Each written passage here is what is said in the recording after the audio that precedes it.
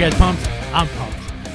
Whew, damn am I pumped. Hey guys, welcome to another episode of Behind the Counter 2.0, BTC 2.0. I'm your host, Rich, and I'm back again. I know it's been a while, and I want to thank all my supporters here on YouTube and on iTunes. Yes, it's available on 2 formats. Go check it out.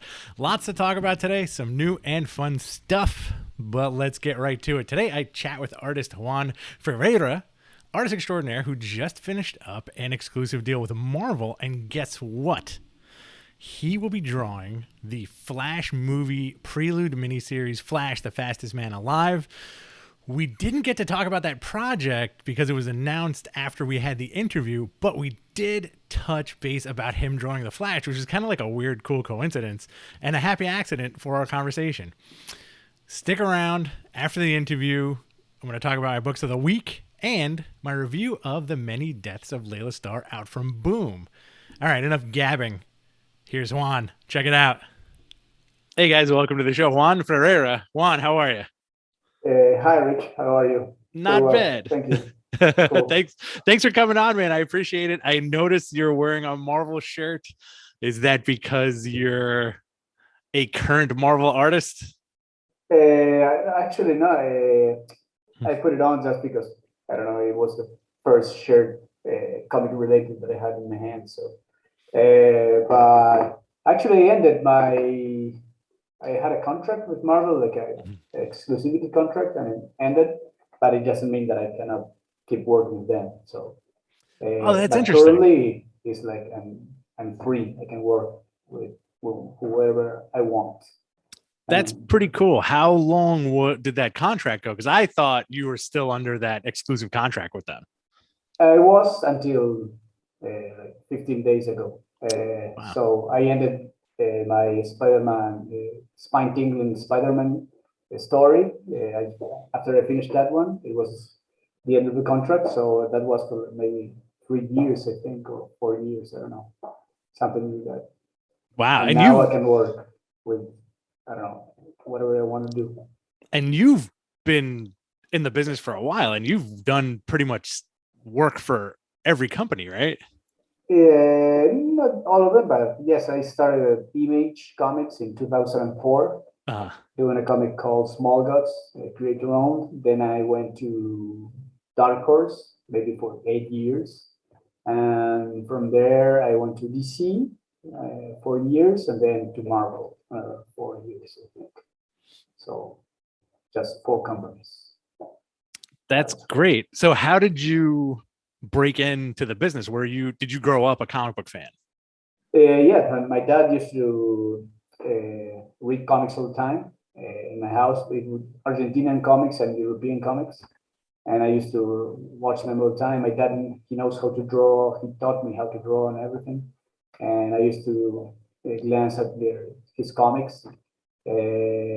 But when I went to Brazil for a vacation when I was maybe 10, I think I bought my first superhero comic.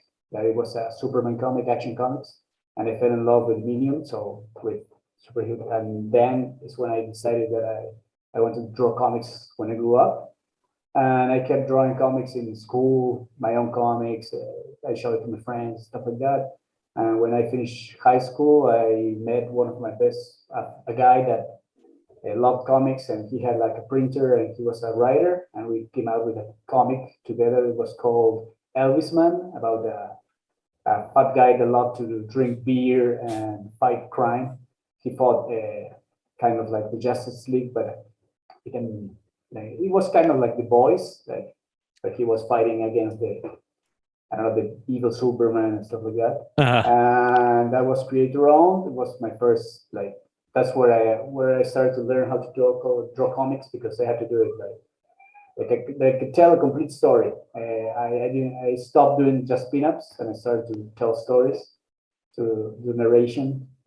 So after that, it was maybe 7 issues, and then I pitched a comic to Image Comics, and that's when I got in. That's fantastic. So you didn't really, did you have formal training to be an artist, or are you just self-taught right off the bat? My dad was, he was buying the comics, and my dad, my uncle, they all drew. So I was drawing all day. Yeah, when I was a kid, it was easy for me. I also lived alone in the country, so I didn't have a lot of stuff to do. So I kept drawing and drawing and drawing. So I kind of like self-taught me. When I bought comics, I copied the comics, and that helped me a lot. So yes, I went to university, but to do graphic design, but only 2 years. After that, I dropped off because I didn't have enough money. And I started working on comics, animation, and comics, and then I never went back. Yeah, everybody has such a different route to get into comics that it's pretty fascinating. I've talked to so many people doing the show, and every single person has such a different story of how they got into comics. How did you break into, working for the big two like Marvel and DC? You mentioned, you did a pitch for Image. So after that, I'm assuming, right? Yeah, it was a pain in the ass as well. I knew that I had to go to conventions, so that's what I thought that I had to go. So I think my first convention, I was maybe 19, and I went to San Diego Comic Con with my dad and my mom, stuff like that. And I had some drawings, and I saw they had like portfolio reviews and things like that. I remember I took some Alien versus Predator samples to Dark Horse that I think 10 years later I drew them, so that was nice. And some Superman things, but that didn't work out. So I kept, every 2 years, I kept flying to the States, to San Diego Comic Con or New York Comic Con with samples. In the middle, I started working for Image, I started for something like that, but I kept sending samples. But I remember when I did Small Dots, after the maybe 8th issue, I got a call from an editor from DC Comics, and they asked me if I wanted to work on a Aquaman comic, something like that, and I was like floored. He called me in my house and everything. I was like, yes. And I thought that wasn't that difficult. I did 4 issues, 8 issues, and someone was calling me. I was super happy, but I couldn't like just drop my friend, leave the comic that I was doing, because the guy at DC just called me because he saw me drawing that comic. So I told him, now give me maybe 2 months so I can wrap this arc or something like that, and then I can work with you. Oh, okay, yeah, no problem. And then he never called me again. So, and I lost the contact, and after that, I think I spent the following 8 years trying to break into DC Comics, for example, or more Marvel. I couldn't. So, and now thinking back, I should have said yes and do both comics at the same time. I don't know, try to find the time. I don't know. But and then maybe 8 years passed, and I kept sending samples, going to conventions, and nothing happened. And I stopped doing samples. I got tired of it. And then there was a convention in Argentina, and editor from the States came here, and from Europe and everything. And I was tired, and I just dropped them in the samples. I just put some of my comics that I was doing at the time, Calder for Dark Horse. And one of the guys of DC liked the comics, so he just called me up, and they gave me the Constantine gig to do covers for them. And after that, they offered me comics. That's how I finally got in. So it was kind of like you almost got in, and then you had to come back a few years later. Yeah, it was hard. That is very interesting. Like what is your work rate look like? Are you sitting at your table all day, or do you set aside like a certain amount of time? I know it's different for every artist. I usually started like at 9 in the morning, maybe, or 8. I don't know, 9, I guess, until 5, maybe, or 6, every day from Monday to Friday, and then I try to take off Saturday and Sunday. But that's I'm saying, I think I'm pretty fast. So, but sometimes there are some days that I really like to I can go faster because I feel motivated, so I can go faster. And some days I just don't feel like drawing at all, so I just go out and do something else until I get my mojo back or whatever. But usually it's from 9 to 5. Just try to do it fast. If I have a lot of time, I don't draw at all. I once worked for Europe doing albums, and they're like 48 pages, the album. And the first half of they gave me like 9 months to do 48 pages. Mm-hmm. And I did the first half in maybe 8 months. And then I had the deadline, and I did the second half in maybe a month or 2 weeks. Oh, wow. So I just need deadlines to work faster. If I have a lot of time, it doesn't mean that it's going to be a better book.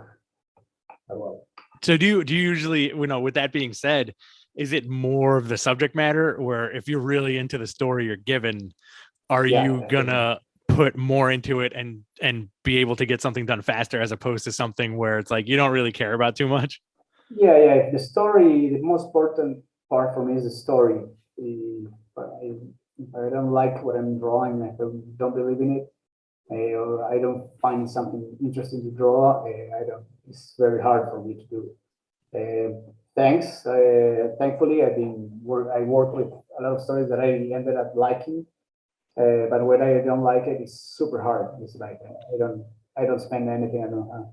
If I feel like I can contribute with story ideas or cool things to do, I will do a lot better a better job.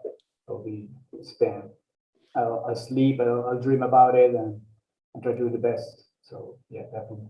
Is that tough working for like the big two, as far as DC and Marvel goes, where they're going to give you something and it doesn't matter if you like it or not, you're going to have to do it, right? I'm assuming that's how it goes with certain books, right? Yeah, sometimes before starting, I thought that maybe they'll ask you, what do you want to do next or something like that, but that hardly happens. They just put you with a new writer or a writer, and they offer you that comic, and sometimes you can say no, but usually like you try to say yes, and sometimes you get like a nice surprise out of it. Like for example, when they offered me Green Arrow, I had never read a Green Arrow story before. Oh wow! So I thought I was going to be good at it. So I said, no, I never read a Green Arrow. I know and nothing about the character, so maybe I'm not a very good guy to do it. And they told me, no, don't worry about it. You're gonna do a good job. So I jumped over it, and it was awesome. So it was a nice surprise. Also, when I was doing Thunderbolts, I never read a Thunderbolt comic before, and I loved working with Rosenberg on that book. It was really fun, for example. Or what else? Black Panther's Nemesis. I forgot his name. Killmonger. When I did Killmonger, also, I had an amazing time doing it. It was one of my favorite things to do. Really fun.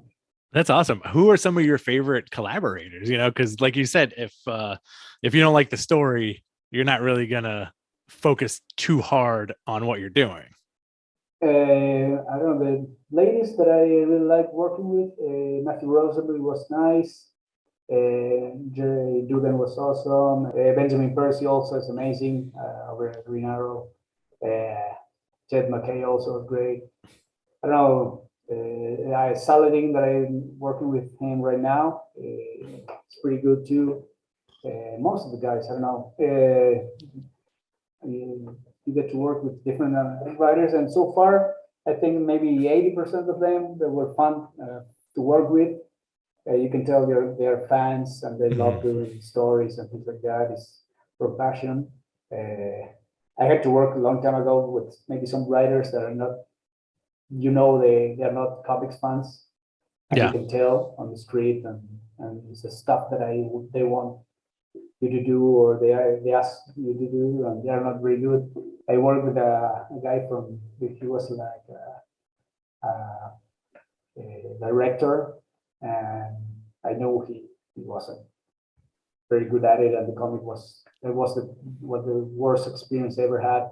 Really? It wasn't very good.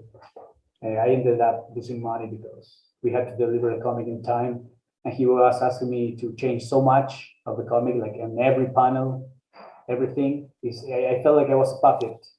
I wasn't an artist. He was telling me to do everything. So I couldn't finish the comic on time. I told him we are not going to be able to finish the comic on time, and the company didn't pay us because of that. So oh man, that's a shame. I lost like 2 months of my life for that.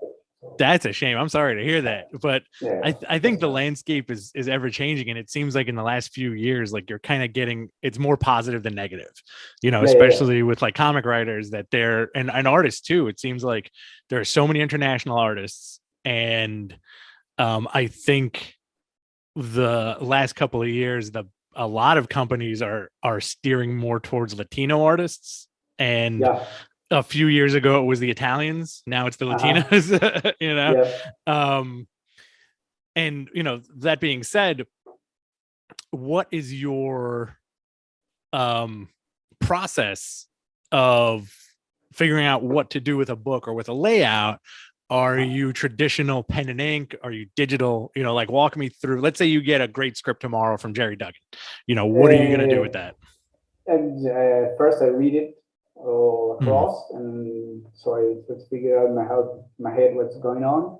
If I have to come up with design character and stuff like that, I Google images, do some research. After that, I just jump into the little thumbnails, and sometimes it changes. Most of the time, I used to do the thumbnails directly on the big page, like in 11 by 17. But sometimes I do it in a small piece of paper. I lay out the whole comic. It takes me maybe 1 day or 2 days, depends on if it's too difficult or not. And then I start drawing with pencil. I pencil the whole comic, and then on each stage I have to send the stuff to the editor or the writer, or both of them, and they review it. That's it. I just do the whole pages in pencil. It's not very tight, the pencils, because I ink it myself. So after that, the pencils takes me maybe 10 days or something like that, maybe, or less. And then I just ink using a brush and some ink, like this one, or any brush, or maybe the stains also. Oh, cool. Yeah. Or whatever. Sometimes I use watercolors to color the comic. It depends on the project. I can change it a lot, or maybe just do inks and no watercolors, and I do digital coloring. My father helped me out every time I finish the page. I send it to my dad, and my dad he does the flats with Photoshop, and then he sends me over the colors I just add some lighting, that's awesome, shadows and things like that. Yeah. No, that's a really cool process. Like it's also like it's bringing you can bring your dad into your profession. Yeah, we do. Actually, I have my daughter. He's next to me here in his side. He likes to draw too.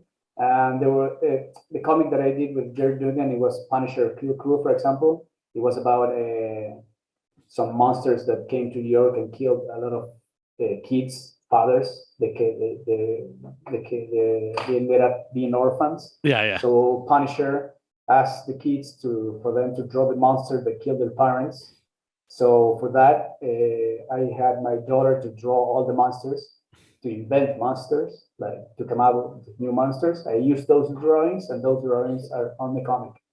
And so that comic has my daughter's drawing, my drawings, and my father's coloring. So it's like 3 generations working on the same comic. Oh, that's really cool. That's awesome. That's got to be a good feeling too, especially because it's awesome. Such a generational thing that your dad brought you into comics, you work in comics, and then you have your daughter now doing that with you. That's got to feel amazing. Yeah, it's great. Sometimes I let my daughter, she's now 8, but sometimes she inks some of the backgrounds, some detail and stuff like that. So she's also starting slowly to help me out. It's gonna be fun. That's awesome. I hope you're paying her. No, but with candy. That's good. You're using the free labor.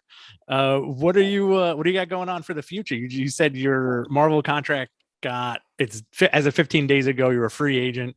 What are you looking to do now? Like more big 2 work, more independent stuff? Do you have anything cooking?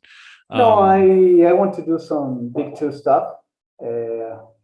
I have some stuff that I maybe I don't know yet. Need confirmation. Maybe I'll do some stuff for Marvel, but also I have to do some stuff for DC. Maybe like a big,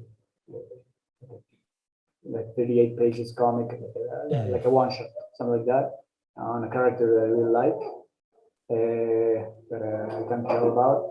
I'm doing some covers for DC and finishing some commissions for the fans.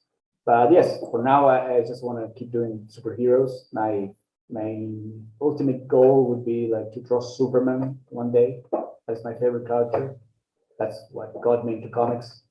So I want to draw him on Action Comics or the Superman title, I don't know, or Justice League, I don't know, one of those. And that would be my ultimate goal. Maybe when I reach that, or maybe after a couple, maybe 5, 10 years, I'll go back to do some creator-owned comics. I have some stories that I want to tell, or some writers that I want to collaborate with. That's awesome. I see on your Twitter page you post a lot of Superman stuff. So clearly that's your favorite guy. Exactly. Who would be your ideal person to do Superman with? Like, with you on art, who would you want writing it? Oh, I don't know. Who knows? No, I don't know. I don't know. Maybe someone new that never worked on it, like to try to have some fresh ideas and something cool. But I don't have any writer on my mind right now. It's tough. I always feel like Superman's like a tough one, you know, like like it's oddly difficult for like to write. I don't know why, like to write such a good Superman. So I think Bendis is doing a pretty comparable job when he took over a couple of years ago. Read it, so I don't know. I have to check it out. I don't know why but here it's hard for me to find. I like to read the comics in English. And here in my city, I cannot buy them in English. I cannot find them. So when I travel to conventions, I buy them, but I haven't read it. So I do. You were in New York this past year for Comic-Con, right? Yes, exactly. How was that experience for you? Did you have a good show? Did you end up picking up a lot of stuff to bring back home? I didn't buy that much stuff. Because I think in New York there was not a lot of comic related stuff this year. Like there were no DC booth, no Marvel booth, no. Yeah. I think it was just no Image booth. There was nothing. Just maybe I don't know, one company or something like that. So from that perspective, it wasn't that good to walk on the floor. For me, it wasn't that interesting to walk around. But I had a good experience on the artist alley. I had to meet a lot of fans and work a lot. So that one was good. But yeah, I didn't buy a lot of comics to bring back. Also, I've been with the new, playing things and stuff like that. I had I bought a Cintiq to work with. So that I used all my space and all my weight to get back to playing. So I didn't buy books because they're too heavy. So that was lame. Yeah. How long is the flight? Is it a straight flight, or are you stopping in Panama and then going to Argentina? It's sometimes you can do that, but the one that I took, I went to Buenos Aires. Okay. It's like an hour flight. Then I changed airports, and then it was maybe 10 hours to go from Buenos Aires to New York.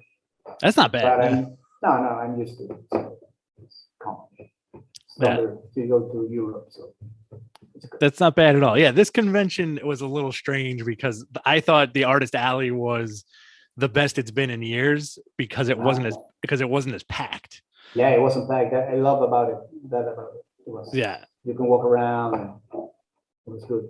Yeah, walk around and have conversations. Whereas, like, I think every year before that, it's like you're so jammed up that I'd walk down there for like 5 minutes and then like come back up and then try again another time.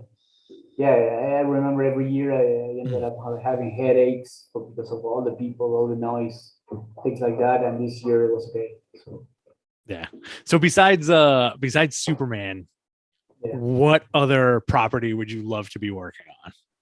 I am Batman, Wolverine, Punisher, Justice League,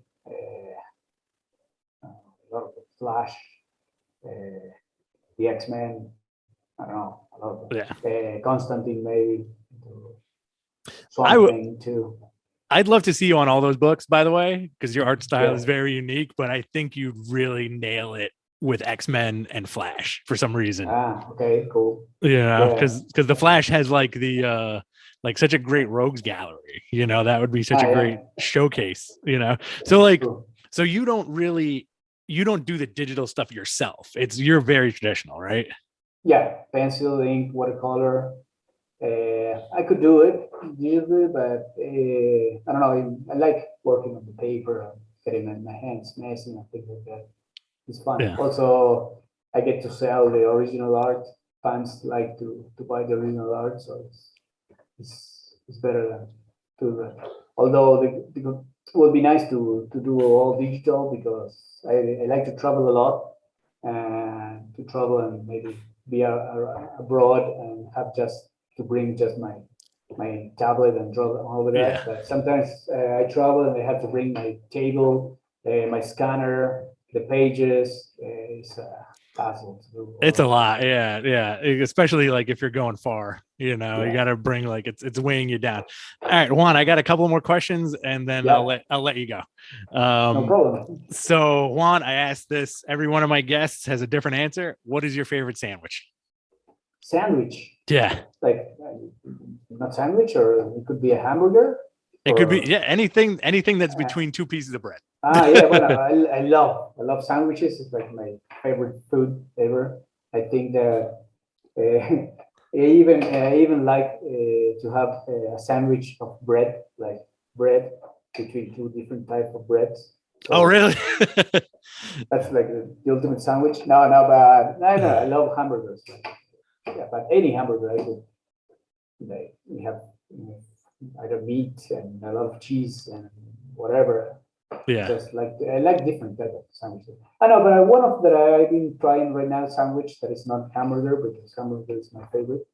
Maybe to avocado. How do you say it? It's palta for us. Avocado, Yeah. tomato, cheese, ham. I just put that. That sounds pretty fantastic. Yeah, like toast, everything toast. Egg, like egg. Oh yeah. Not finished, like it's starting to melt with a yellow thing. Like a runny yolk. Yes, like, and now messy in my mouth, on the floor, on the table. Awesome. That sounds pretty fantastic. Yes. Where could everybody find you online, and where could everybody find you for original art? Online, I'm on Twitter a lot. Ferreyra. Just put me and you find me. Also on Instagram, same Ferreyra. And on Comic Con Art, you can buy my original art and ask for a commission or whatever. But I love doing those, so that's where you can reach me. I like to talk on Twitter and Instagram, whatever. So it's always fun to be in contact with fans. Very cool, man. So you like interacting with fans on the social media? Yeah, definitely. It was awesome. Yeah, that's great. Long time ago on message boards before there was even social media. Oh yeah, the days of the message board, the AOL message boards from 25 years ago. Yeah, exactly. Cool, Juan. Thank you very much for doing this. I appreciate it, man. And I'm looking forward to seeing more of your work come out in the future, hopefully sooner than later. Okay, thank you. Thank you for having me. Okay, thanks for cool, man. Okay, cool. You got it. Bye. Good interview, guys. Go check out his art. Lots of fun talking to him. Buy his art. Keep him employed. Get him on as many books as possible, or as many books you can keep up with. Keep an eye out for that Flash book also. How many of you guys are watching Boba Fett? I'm really digging it. Star Wars is in great hands. As long as Disney keeps putting out weekly content. I love getting cozy, being back on Tatooine. It's just the nostalgia of that really gets to me. But I do think the next season he should be in outer space, kicking ass and maybe bounty hunting again. I would also like to see where the other bounty hunters from Empire ended up. I mean, Listen, I am a sucker for nostalgia, so don't poo-poo on what I'm saying, but where's my Forlom? Where's my Zuckus? Where's my Dengar? Where's my Bosk? I want to see where these dudes are at. Especially in like the new Disney canon and like in the old canon, they did have some adventures, but I want to see some new stuff. Moving on. My books of the week. Batman, the Knight, #1 from Chip Zdarsky and Carmine Di Giandomenico. That is a tough one to say. You know, we've had so many original stories for Bruce Wayne. Could we stand another one? Yes. Yes, we can. Chip is a fantastic writer, and I suggest you pick up all of his work. This is his first issue, and going forward, it's a great hook. So it's Bruce Wayne in his later high school days on his quest to become the Dark Knight. I really enjoyed the first issue. Hugo Strange appears as his psychotherapist, psychoanalyst, which I really appreciate. You don't get a lot of good Hugo Strange, and he's an interesting character that pops up every so often. And you would think more folks would pick up on just how evil he looks, because he looks like a sinister Frasier. Looks like the series is going to have Bruce traveling the world, meeting some fan favorites and some new characters along the way. I'm in for the ride. New Batman flick is coming out in March. It's going to be here just like that. And listen, the movie's going to be 3 hours. I'm all about it. I want a 3/4/5 hour Batman movie. If Netflix can do it and fool you into watching a 10-hour movie split into 10 episodes, listen, it's cool that there's a 3-hour Batman movie. Next up, Time Before Time #9 from Image, written by Rory McConville and Declan Shalvey, with art from Joe Palmer. This book has definitely made it into the top of my stack for months. I really can't wait to get my hands on it when it drops. It's a great time travel story / time travel caper. And the long form story they're presenting here should definitely be read and appreciated. If you love time travel, sci-fi, 12 Monkeys, apocalyptic people to people stories, I would say check it out. It's really good. Like it's really one of the top books that Image is putting out. I really can't wait to read it every month. My last book of the week is Silver Coin #8 from writer Matthew Rosenberg and art by Michael Walsh. This is a great horror anthology series that Image puts out monthly, centering around a mysterious coin that brings whoever is in possession of it or around it an amazing amount of luck, but just the opposite amount of bad luck. So could the coin be the embodiment of yin and yang, or karma incarnate? This issue was particularly fantastic. Matt Rosenberg weaved a story about a janitor who becomes obsessed with the coin, who is working in executive offices. An executive has the coin in his possession. Janitor can't stop looking at it, can't stop cleaning around the area. He's been warned by the staff that he's getting a little too loosey-goosey in his day-to-day doings. But, the book is a one-issue story where you get to see like the trials of the working class, the upper class, the middle class, and what this coin is doing to everyone. It's a horror anthology. I guess this is season 2. So this season, you're going to get stuff from Joshua Williamson, Vita Ayala, Ram V, Matthew Rosenberg, and Michael Walsh. And next month, #9 is going to be from Vita Ayala. They are self-contained stories, one issue a pop, and they're great, man. I recommend them all. Some honorable mentions this week: Hulk #3 and A Righteous Thirst for Vengeance #4. 2 books that I really love. Loving what Cates is doing on Hulk. Ram V. If you don't know who he is, he's one of the best writers in comics today. And you should check out my interview with him from back in episode number 19. That being said, the softcover edition of The Many Deaths of Leila Starr recently dropped from Boom, and I cannot praise this miniseries enough for its originality and art from Felipe Andrade, who I would love to have on one day. Felipe, if you're listening, come on. In a nutshell, Leila Starr is the mortal vessel of the goddess of death who has become obsolete because a prophecy is being fulfilled where a mortal child will be the creator of eternal life. Layla, knowing she is now doomed to be on Earth as a mortal, kind of finagles her way into a recently deceased body that is near the child named Darius, who is being born. Her intent is to terminate the child so he doesn't bring about eternal life for the Earth, so that she could get her job back. Now, the book is called The Many Deaths of Leila Starr for a reason.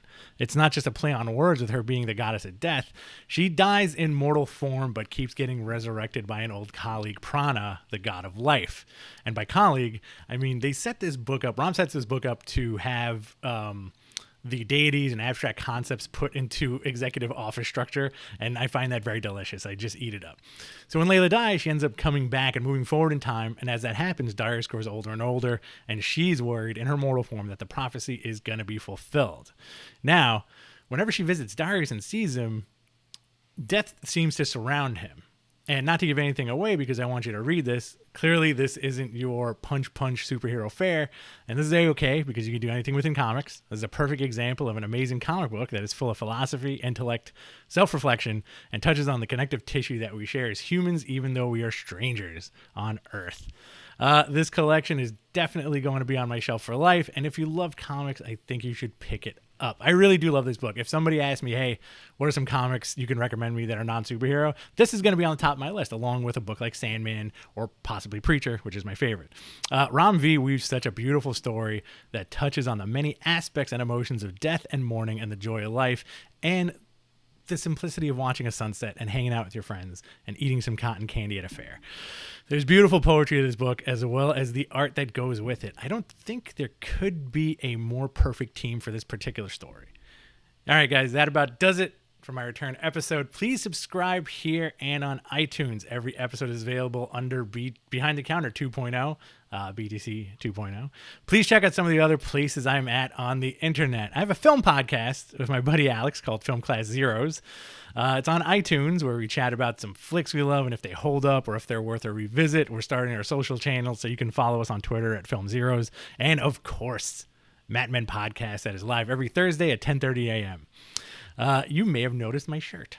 Man, it's only been a week since The Expanse ended, and I already miss it. Another cool little bit of news that happened right before I started recording here. Apparently, I won one of the Mezco 112-day challenges for my picture of the Flash that I'm going to put up right now. Boom, look at that guy. Pretty cool stuff. Awesome company. Can't wait to get my prize. I want to see what's going on with them. I've won a couple of things in my life, but this is pretty cool.